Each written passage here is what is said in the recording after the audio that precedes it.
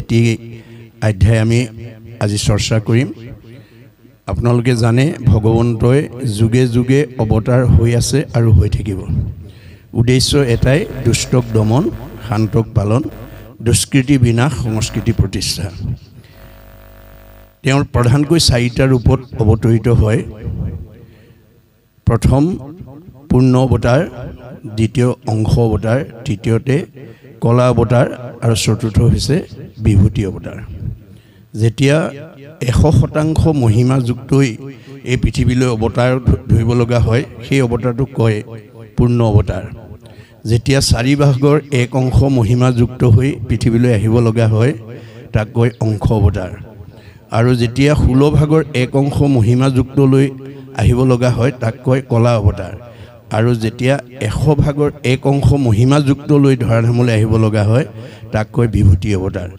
গতিকে কোনটো অৱতাৰ ধাৰণ কৰিব সেইটো তেওঁ ধৰাধামৰ অৱস্থাৰ ওপৰত নিৰ্ণয় কৰে। দাপৰ যুগত পূৰ্ণ অৱতাৰ হৈ কৃষ্ণ অৱতৰিত হৈ যেতিয়া দেৱকাৰ্য সাধন কৰিলে, সাধন কৰাৰ অন্তত তেওঁ যেতিয়া নিজ ধামলৈ অৰ্থাৎ দুষ্টক দমন, শান্তক পালন কৰাৰ শেষ হ'লে তেওঁ আৰু এই ধৰাধামত নাথাকে, নিজ ধামলৈ গুচি যায়। এই কথাটো উদ্ধৱে ইংগিততে গম পাইছিল। গম পাই তেওঁক কৈছিল যে তুমি অকলে গ'লে নহ'ব, মোকো লৈ যোৱা। তেওঁ ক'লে যে নহয়, তোমাক যদি মই লগত লৈ যাওঁ তেতিয়াহ'লে মোৰ যি লক্ষ্য আৰু উদ্দেশ্যটো নষ্ট হৈ যাব। আৰু তোমাৰ কাৰণে যিখিনি জীৱনশৈলীৰ প্ৰয়োজনীয় দিশ মই সকলোবিলাক দি থৈ আহিছোঁ, তুমি মাত্ৰ তাত গৈ তোমাৰ জীৱনটো সাৰ্থক কৰিবা। তোমাৰ কাৰণে মই পুণ্যভূমি প্ৰতিষ্ঠা কৰি থৈ আহিছোঁ, তোমাৰ কাৰণে তীৰ্থস্থান প্ৰতিষ্ঠা কৰি থৈ আহিছোঁ, তোমাৰ কাৰণে সত্ৰ প্ৰতিষ্ঠা কৰি থৈ আহিছোঁ, তোমাৰ কাৰণে বৈকুণ্ঠ প্ৰতিষ্ঠা কৰি থৈ আহিছোঁ। আৰু প্ৰয়াণৰ পিছত মই তোমাৰ মাজতেই থাকিম। নিশ্চয় কৰি কহোঁ শুনা সাৱধানে, তুমি ভকত যি স্থানে থাকে সেই পুণ্য ভূমি। আজি আমি বেদৰ মতে পুণ্যভূমিত অৱস্থান কৰিছোঁ। আৰু এই অৱস্থানত ভক্তসকলে যেতিয়া ভগৱন্তৰ গুণনাম শ্ৰৱণ কীৰ্তন কৰে, শ্ৰৱণ কীৰ্তন জৈত্য কৰে যত্ৰ যত্ৰ, দ্বিতীয় বৈকুণ্ঠ সিটো থাকে বোলে সত্ৰ। এয়া আজি দ্বিতীয় বৈকুণ্ঠ, এয়া আজি সত্ৰ। আৰু ইয়াতেই ভগৱন্ত বিদ্যমান হৈ থাকোঁ বুলি কৈছে। উদ্ধৱক ক'লে মই যোৱাৰ পিছতো তোমাৰ মাজত থাকিম। কেনেকৈ থাকিম? তিৰুদ্ধায় প্ৰবিষ্টু অয়ম শ্ৰীমদ ভাগৱতে নৈৰ্বম তে নয় বাংময় মূৰ্তি প্ৰত্যক্ষ বৰ্ততে হৰৈ শ্ৰৱণাত শ্ৰৱণাত দৰ্শনাত পাঠাত পাপনাশিনী। শব্দ ব্ৰহ্মৰূপে, বাক্য ব্ৰহ্মৰূপে তেওঁ ভাগৱতত অন্তৰ্নিহিত হৈ আছে। এই ভাগৱত যদি শ্ৰৱণ কীৰ্তন আমি কৰোঁ, দৰ্শন কৰোঁ, সেৱা কৰোঁ, আমাৰ সকলো পাপবিলাক ভগৱন্তই নাশ কৰিব। তোমাক মই জীৱনশৈলীৰ যিখিনি প্ৰয়োজনীয় দিশ, জ্ঞান যোগ, কৰ্মযোগ, ভক্তি যোগ, এই কেওটা কথা তোমাৰ আগত মই অৱগত কৰিলোঁ। তুমি মই কোৱা কথাবিলাকৰ পৰা কি বুজিলা, তোমাৰ অনুভূতি কি, এই সম্পৰ্কে মোক অৱগত কৰা। আৰু যদি কিবা আৰু সংশয় তোমাৰ আছে মোক অৱগত কৰিবা, মই সকলো সংশয় তোমাক ছেট কৰি থৈ যাম। এই বুলি কোৱাৰ পিছত উদ্ধৱে তেওঁৰ অনুভূতি সম্পৰ্কে কি উল্লেখ কৰিছে আজিৰ পাঠত আমি আলোচনা কৰি। এতিয়া জ্ঞান যোগ, কৰ্মযোগ, ভক্তি যোগ শুনি উদ্ধৱৰ সিদ্ধান্ত সম্পৰ্কে তেওঁ কৈছে। কৃষ্ণৰ সিদ্ধান্ত শুনি উদ্ধৱে শুদ্ধন্ত দুনাই, শুনা প্ৰভু জগতৰ বাপ, জানিলো সন্তৰ সংগে তোমাত ভকতি কৰি, এৰাই তেবে সংসাৰৰ তাপ, তোমাৰ সন্মত ইটো পৰম ভকতি পন্থ, কেৱলে লোকৰ সাধৈ গতি, কিন্তু বেদে ফুৰে গায়, জ্ঞান বিনে গতি নাই, আকে শুনি ভ্ৰমই মূৰ মতি। এতিয়া উদ্ধৱে যিটো উপলব্ধি কৰিলে, আমাৰ হৈ তেওঁ উপলব্ধি কথাটো ভগৱন্তৰ ওচৰত অৱগত কৰিছে কি বুলি যে তোমাৰ কথা শুনি মই এটা সিদ্ধান্তত উপনীত হৈছোঁ যে কৃষ্ণৰ সিদ্ধান্ত শুনি উদ্ধৱে সুদন্ত দনাই শুনা প্ৰভু জগতৰ বাপ জানিলোঁ সন্তৰ সংগে তোমাত ভকতি কৰি এৰাই তেবে সংসাৰৰ তাপ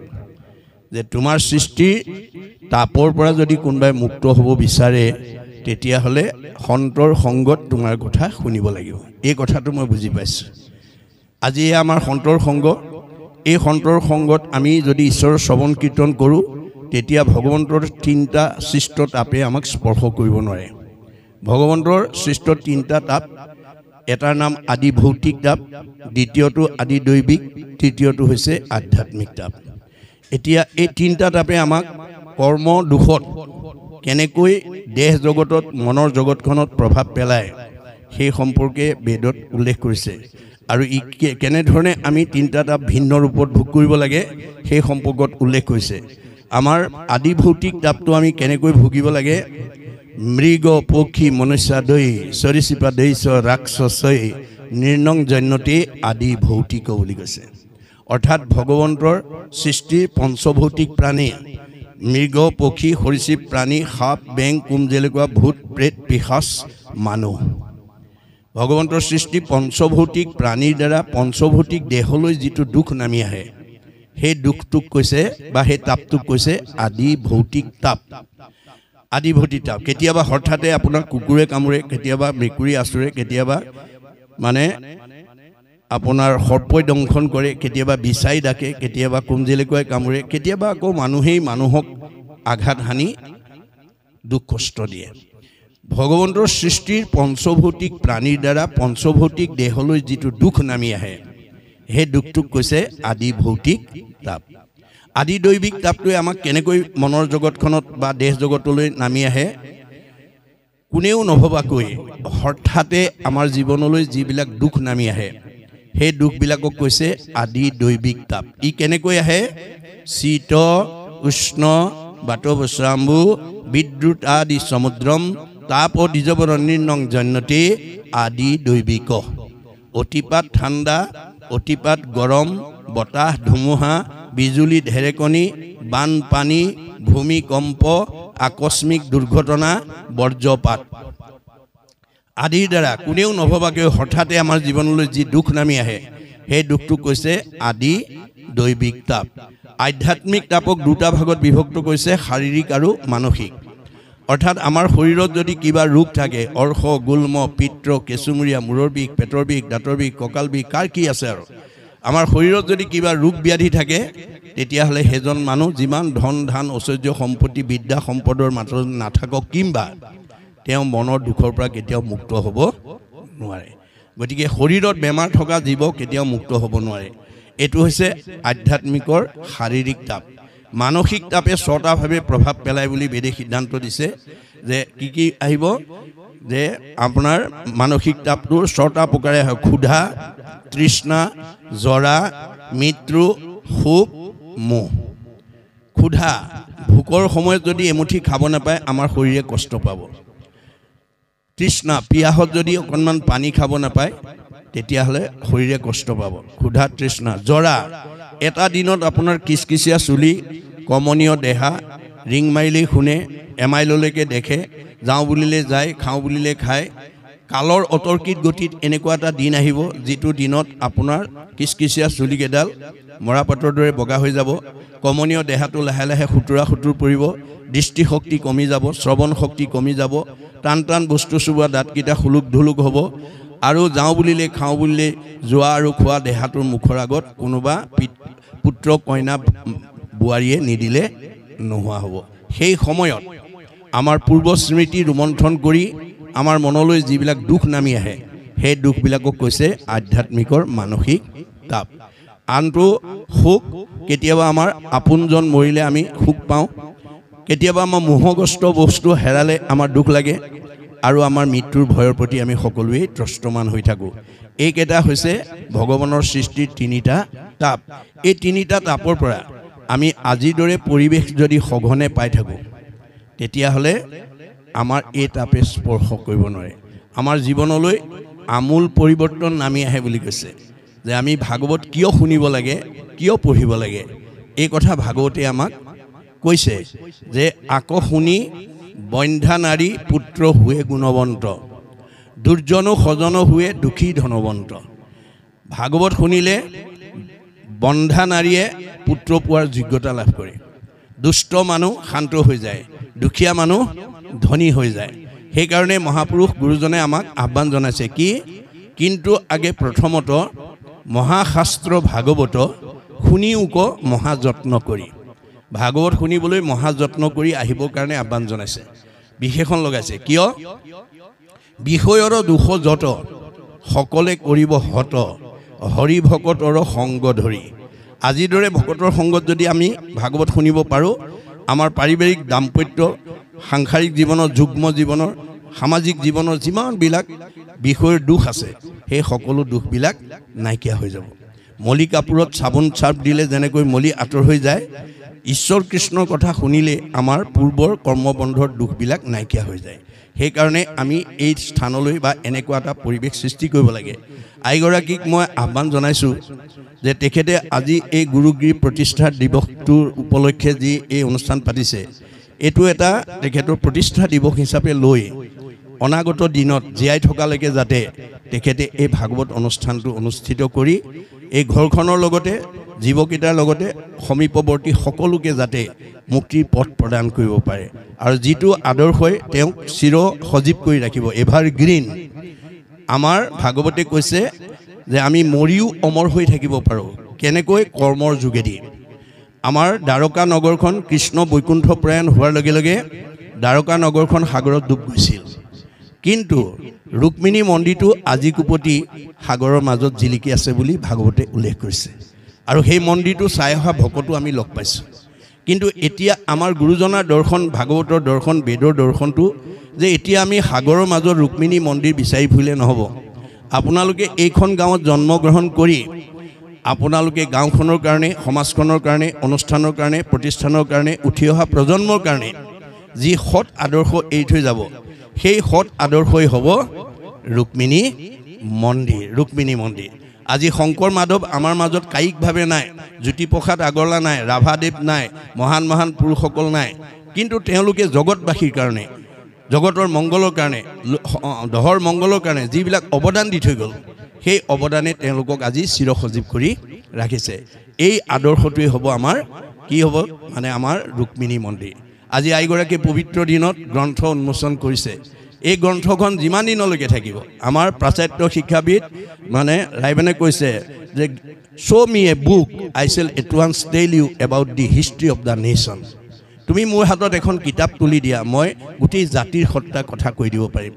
where there is a book behind a man there is a man behind a book অৰ্থাৎ এখন কিতাপত ব্যক্তিজনৰ সত্তাটো তাত অন্তৰ্নিহিত হৈ থাকে এটা জাতিৰ সত্তা নিহিত হৈ থাকে আৰু এজন ব্যক্তি গোটেই জাতিৰ সত্তাটো অন্তৰ্নিহিত হৈ থাকে গতিকে এনে ধৰণৰ গ্ৰন্থ ৰাজি আমি যাতে প্ৰণয়ন কৰিব পাৰোঁ তাৰ প্ৰতিও আমি গুৰুত্ব দিব লাগিব যিটোৱে আমাক চিৰ সজীৱ কৰি ৰাখিব এতিয়া পৰৱৰ্তী পদত কৈছে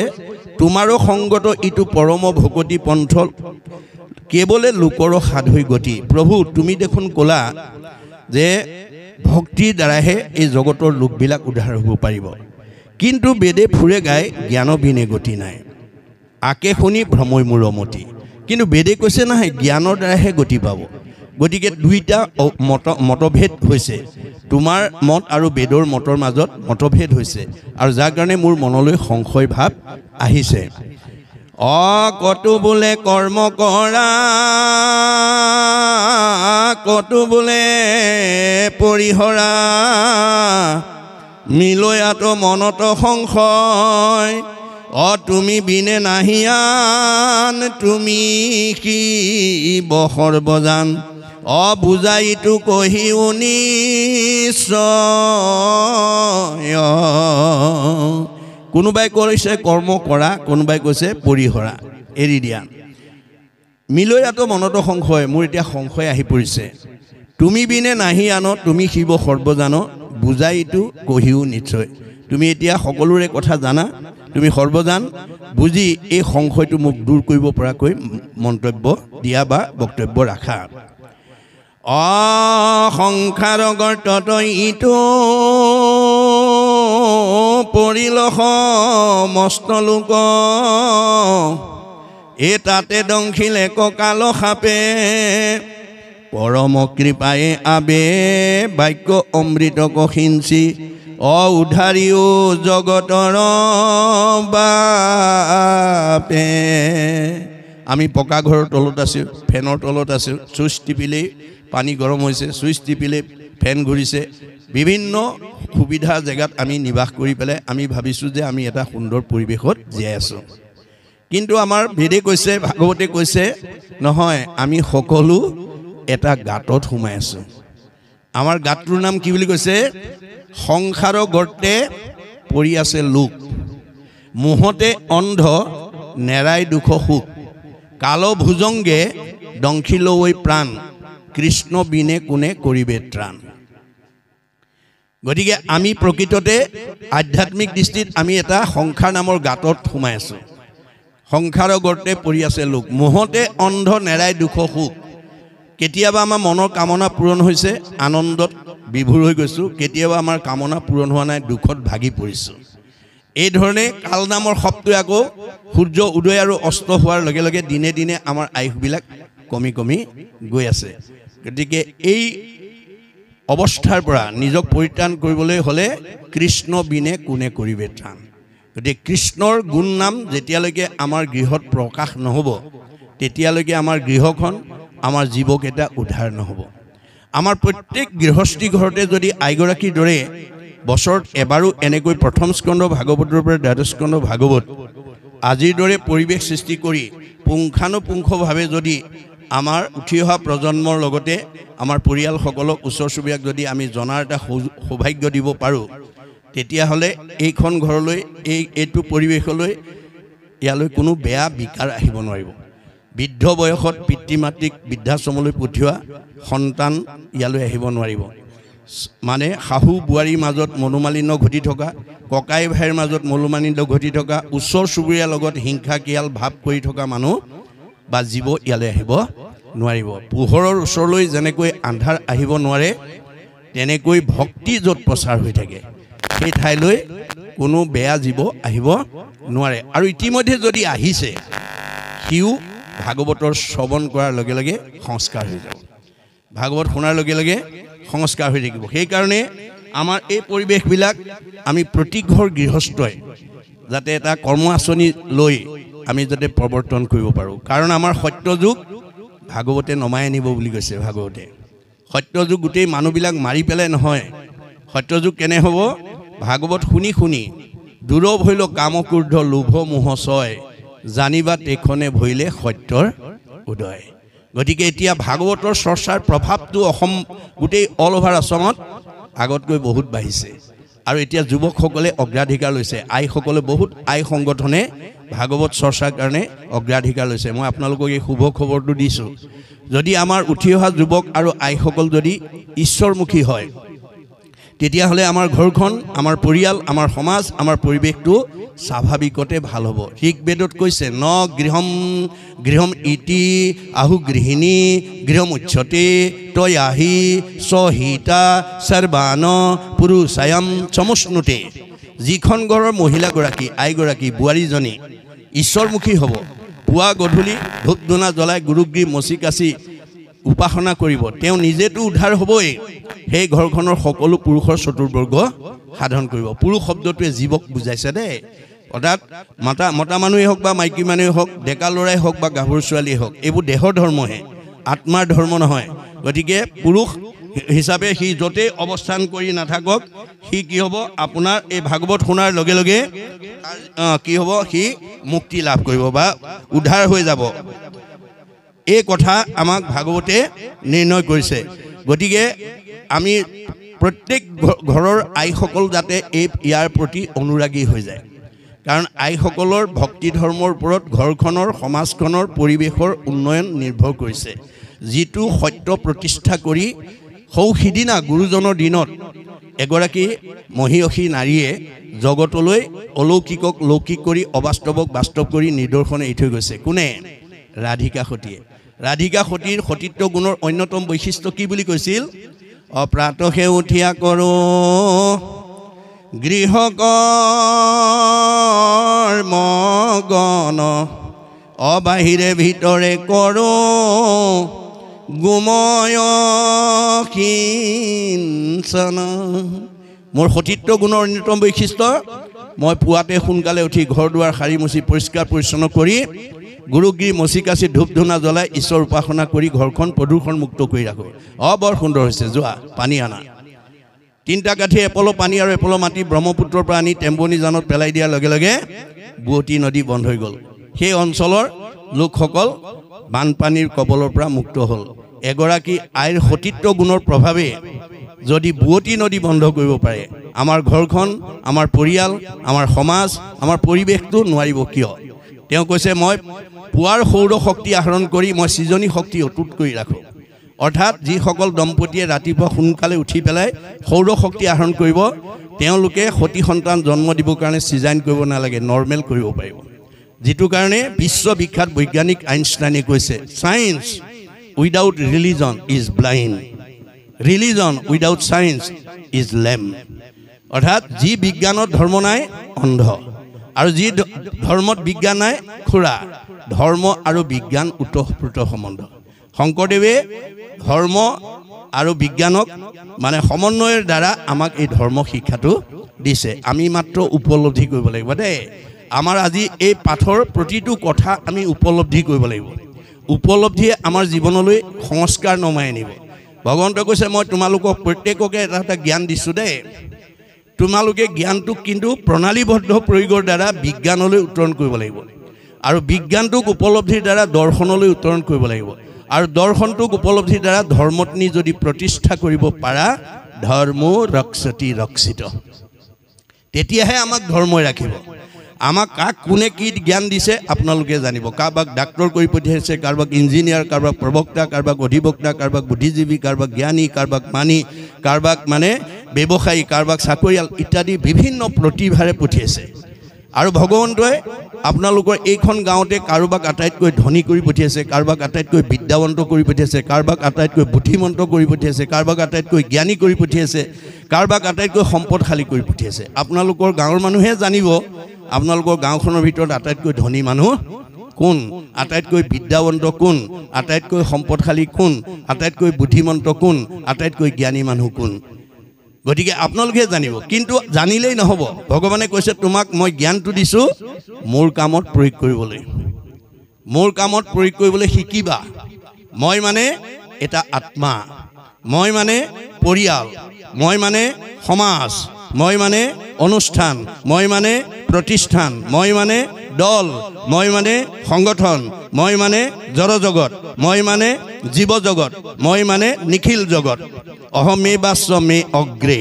ন অন্য সৎ অসৎ পৰম প্ৰচ্ছাদ অহম যো এইতৈছ যো অৱশিষ্যতে সুইছয় হম আদিত মই মধ্যত মই শেষত ময়েই থাকিম তুমি দেখা জগতখন মিছা জগত মিথ্যা ব্ৰহ্ম সত্য ব্ৰহ্মহে সঁচা ব্ৰহ্ম কি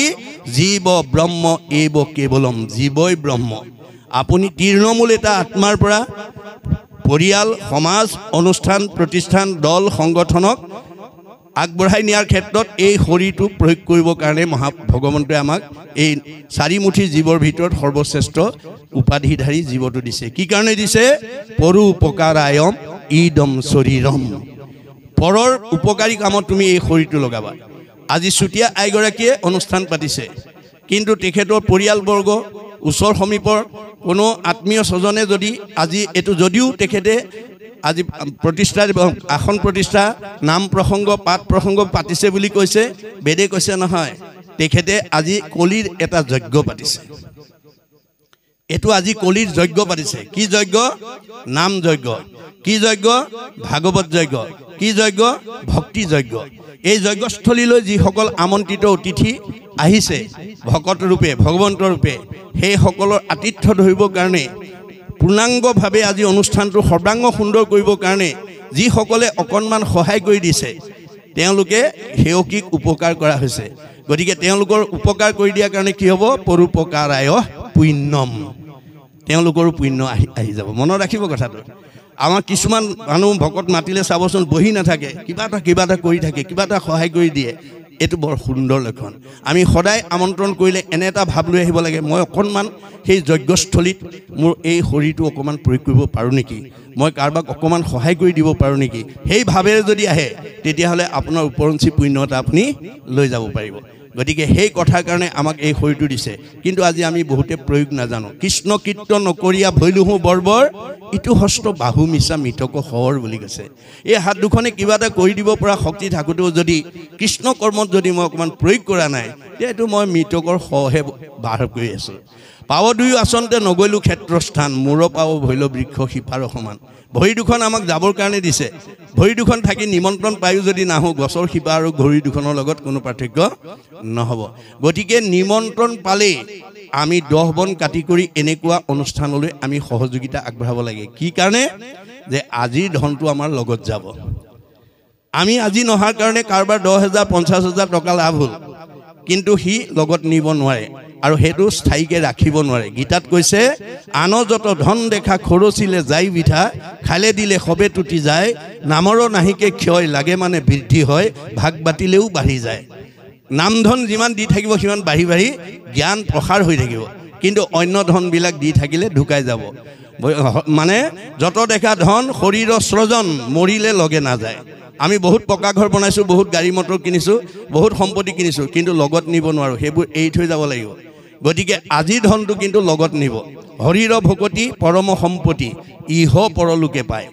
আজি কথা শুনা কথাখিনি আপোনাৰ সদায় জীৱনত ক্ৰিয়া কৰি থাকিব মনটো আনন্দত ৰাখিব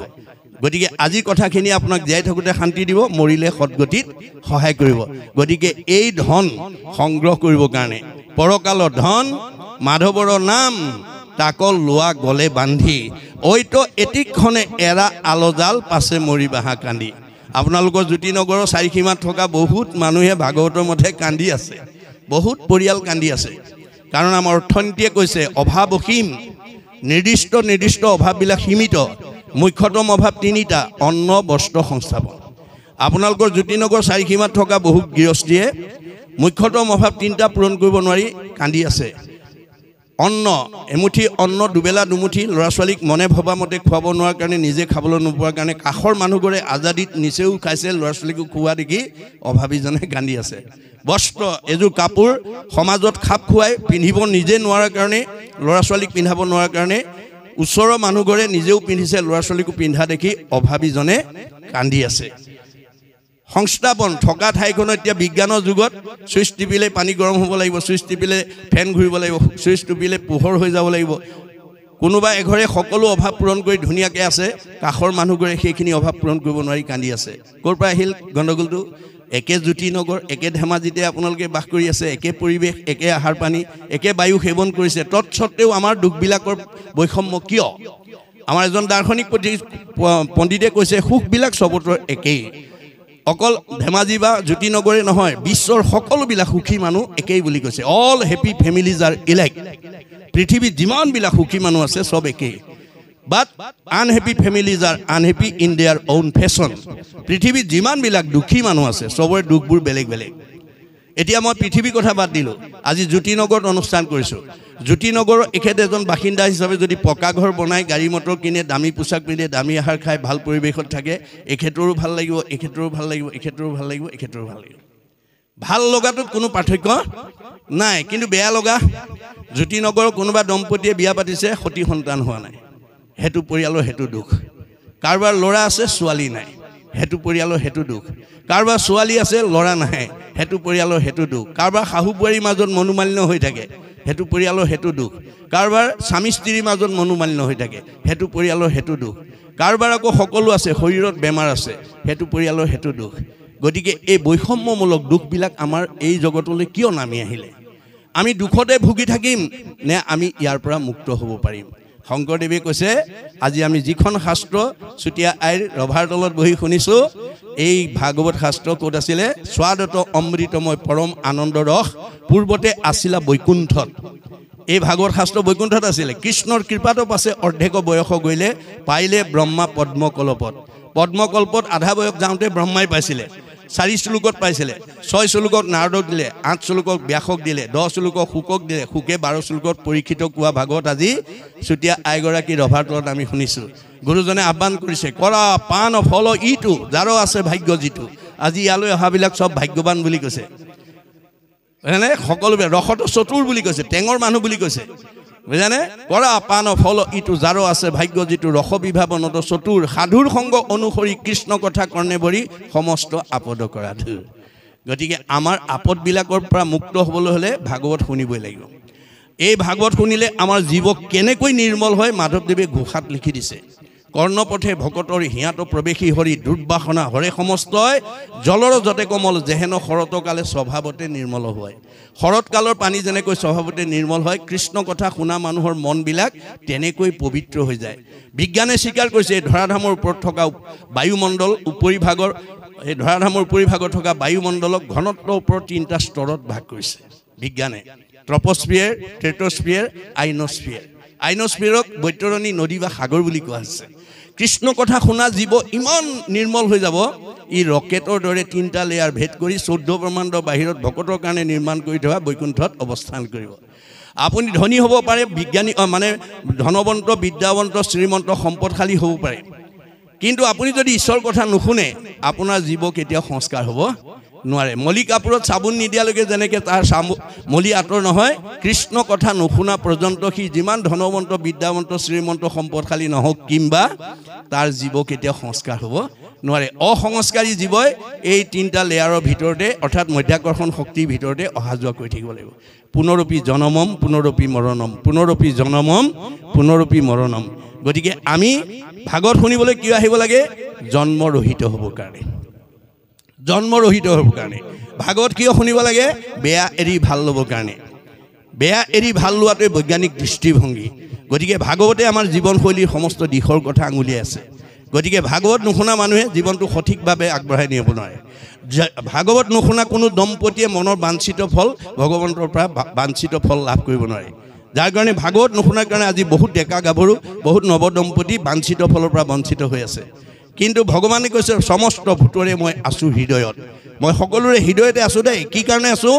যদৃশী ভাৱনা জৈছ সিদ্ধি ভৱতি তাদৃশী তোমালোকৰ মনৰ ভাৱনা পূৰণ কৰিবৰ কাৰণে মই তোমালোকৰ হৃদয়তে আছোঁ গতিকে তোমালোকে মোক মানে ভাৱটো জনাবা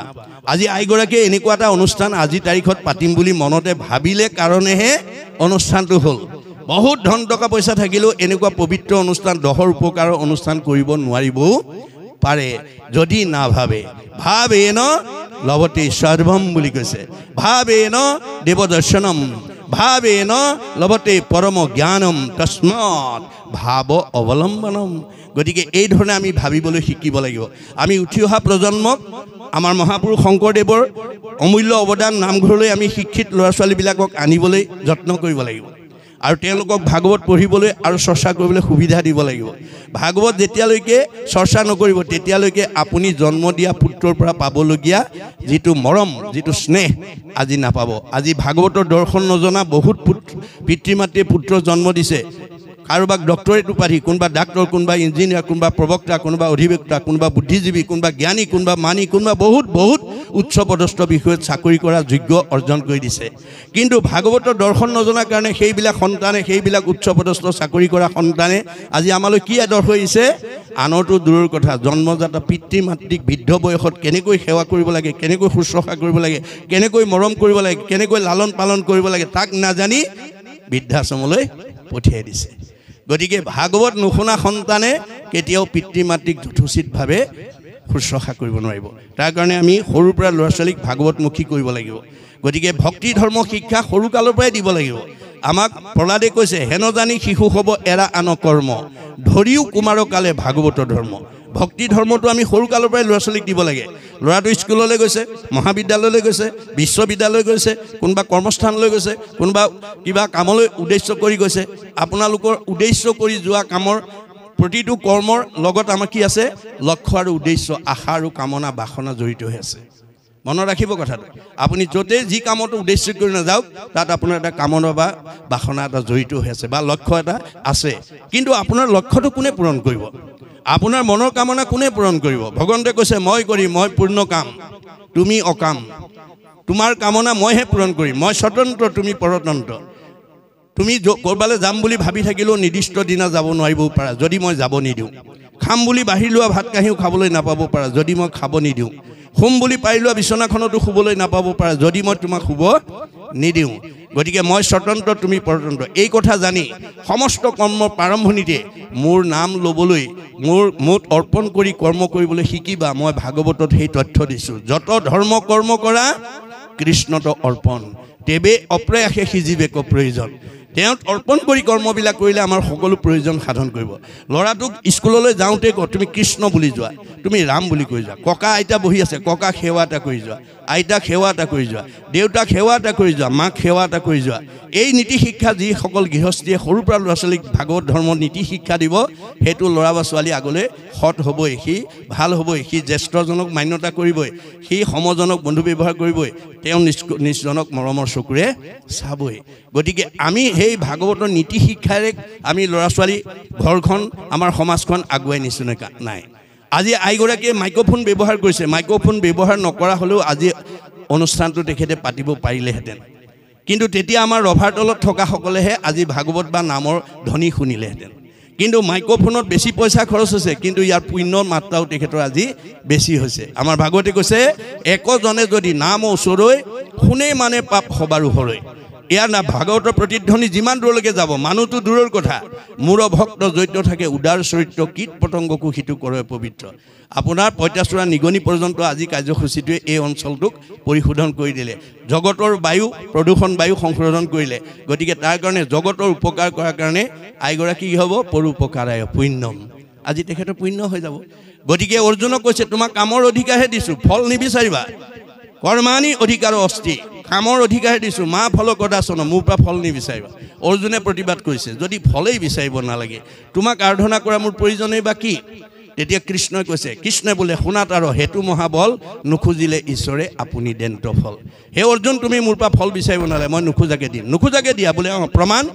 যেন আতি শিশু চোৱা ভক্ষ নোখোজয় তথাপিতো স্নেহে থাকি মাতৃস্তন দে এটা কেঁচুৱাই গাখীৰ নিবিচাৰিলে বুলি মাকে দিনটো বিচনাত পেলাই কামতে আসক্ত হৈ নাথাকে কৰ্মৰ মাজৰ পৰা আহি পেলাই মাকে যেনেকৈ সন্তানক স্তন দান দিয়ে ময়ো ভকতৰ যথা কৰ্ম তথা ফল দিম গতিকে তুমি কৰ্ম নিৰ্বাচন কৰিবলৈ শিকিবা মই বেদত সেই কথা কৈ আহিছোঁ কি কৰ্ম বেদে যাকো বিহি আছে তাকে বোলে কৰ্ম বেদবিহিত কৰ্ম কৰিবা বেদে কি বিহিছে ঈশ্বৰৰ অৰ্থে যিটো কৰে তাকে বোলে কৰ্ম আজি আইগৰাকীয়ে ঈশ্বৰৰ অৰ্থে ক'লে ইমানবিলাক আত্মাক মাতি আনিলে তেখেতে যদি আজি অনুষ্ঠানটোলৈ আমাক নামাতিলেহেঁতেন আজি আমি প্ৰত্যেকে নিজৰ নিজৰ বিষয়ৰ কামত আসক্ত হৈ থাকিলেহেঁতেন আবদ্ধ হৈ থাকিলেহেঁতেন গতিকে আমি সকলো ত্যাগ কৰি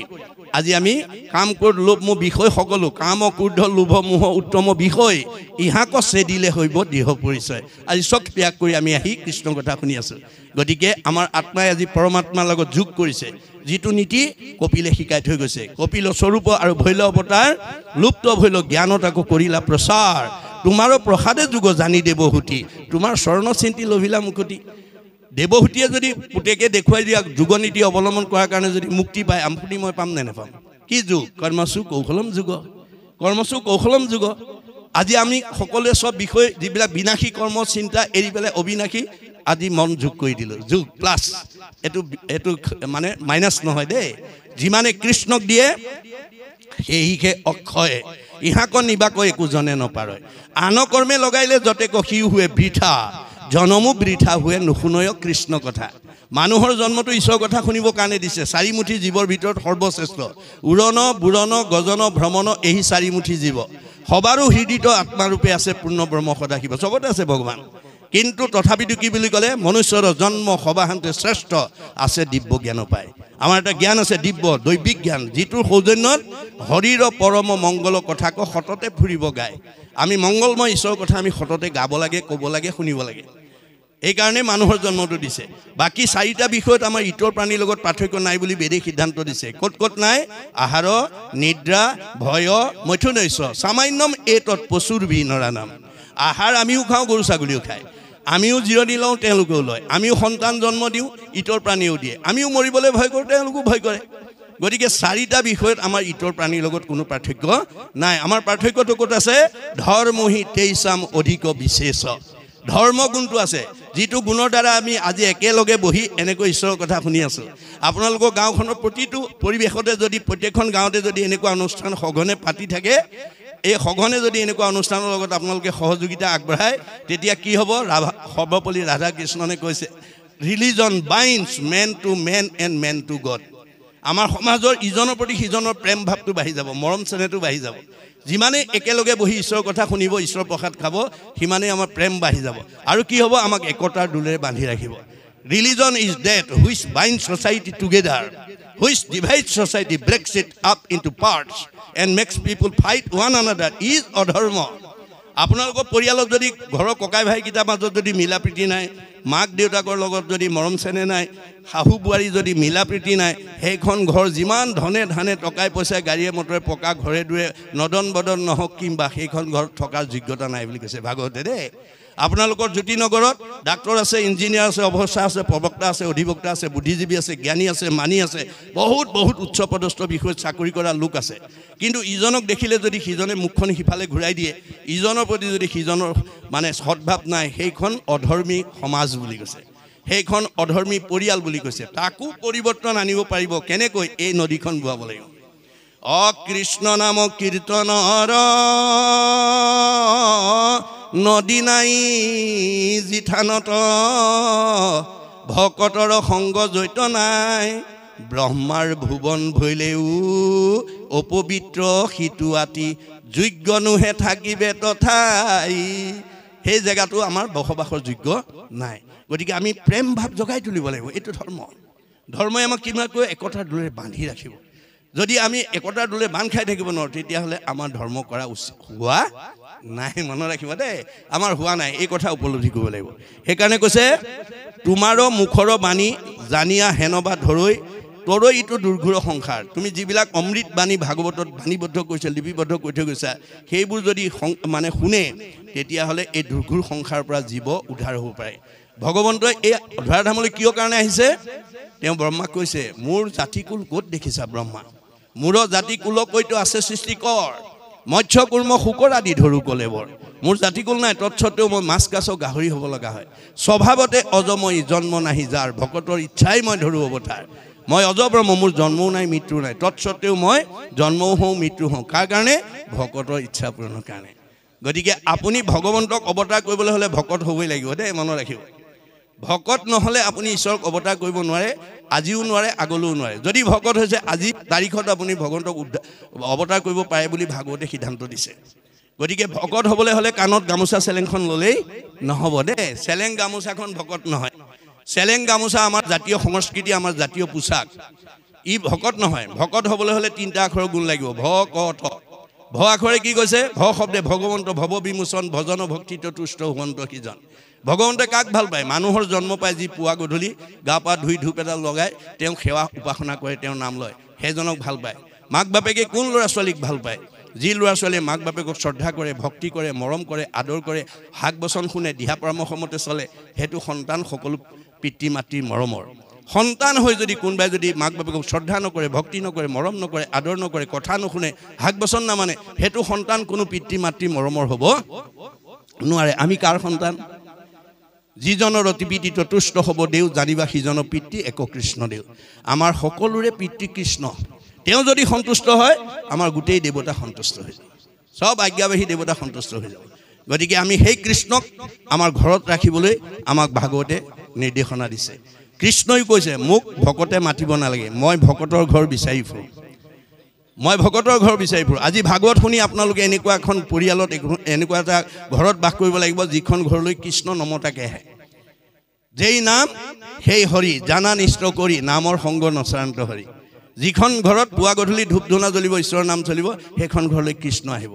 আৰু যিখন ঘৰত আজিলৈকে গুৰুগৃহ নাই, ঈশ্বৰ উপাসনা, আজি আইগৰাকীয়ে এটা জীৱনৰ সাৰ্থক কৰ্ম কৰিছে, যিটোৰ দ্বাৰা জীৱ উদ্ধাৰ হ'ব। গতিকে আমি ল'ৰা ছোৱালী জন্ম দিলেই নহ'ব, তেওঁলোকক ভক্তি কৰি জীৱ মুক্তি হোৱাৰ পথটো দি থৈ যাব লাগিব। আমাৰ প্ৰত্যেকখন ঘৰতে গুৰুগৃহ অকণমান আমাক লাগিব, উপাসনা কৰা। হৰি গুণনাম শ্ৰৱণ কীৰ্তন ভজি হৰিচৰণ, মনুষ্য হৈ বাৰু এহি মানে মাত্ৰ জানা নিজ প্ৰয়োজন। আমি যে মানুহ নামৰ উপাধি এটা পালোঁ, আমাৰ প্ৰয়োজনীয় কৰ্ম ঈশ্বৰ ভক্তি কৰিবই লাগিব। ঈশ্বৰ ভক্তি নকৰা জীৱ কেতিয়াও উদ্ধাৰ হ'ব নোৱাৰে। গতিকে আমি প্ৰত্যেকৰ ঘৰতে আমি যদি পুৱা গধূলি ধূপ ধূনা জ্বলাই সেইখন ঘৰলৈ কৃষ্ণ আহিব আৰু যিখন ঘৰত আজিলৈকে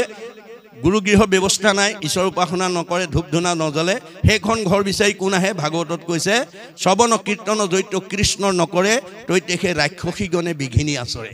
যিখন ঘৰত পুৱা গধূলি ধূপ ধূনা নজ্বলে ঈশ্বৰ উপাসনা নকৰে সেইখন ঘৰলৈ অঘাসুৰ বকাসুৰ পলম্বাসুৰ অৰিষ্টাসুৰ পুতনা ব্যমাসুৰ ধেনুকাসুৰ চব আহি পেলাই সোমাই যাবহি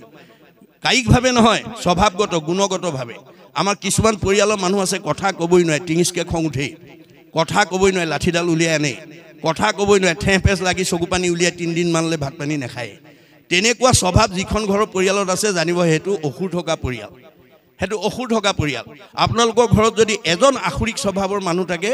সি নিজেও নষ্ট হ'ব পৰিয়ালটোকো অনিষ্ট কৰিব আপোনালোকৰ গাঁওখনত যদি এজন আখুৰিক স্বভাৱৰ মানুহ থাকে তেওঁ নিজেও নষ্ট হ'ব সমাজখনো নষ্ট কৰিব গতিকে আমি ভাগৱত শুনি সেই জীৱকেইটাক উলিয়াই আনিব জানিব লাগিব যে আমাৰ ঘৰখনত আমাৰ পৰিয়ালত কাৰ কাৰণে অশান্তি হৈছে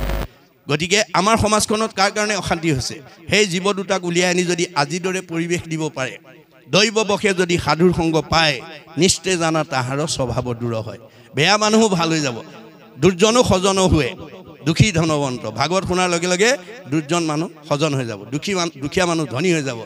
বন্ধা নাৰী পুত্ৰ পাব ইমান মাহাত্ম্য ভাগৱত